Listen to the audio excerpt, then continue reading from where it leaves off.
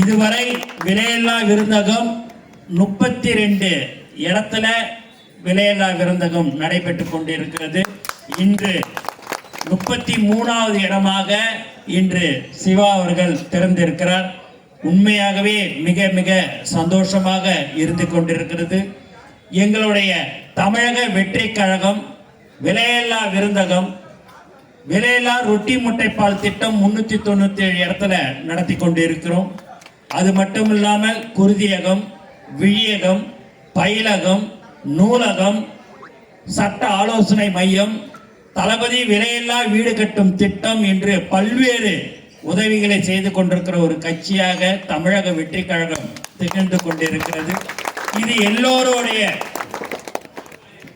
உழைப்பால் இந்த கட்சி இன்று வந்திருக்கிறது. இந்த தமிழக வெற்றி கழகம் என்பது எங்களுடைய தலைவர் தளபதி அவர்கள் என்ன சொல்கிறார்களோ அதை நாங்கள் செய்து கொண்டிருக்கிறோம். எங்களுடைய இலக்கு 2026. அந்த இலக்கை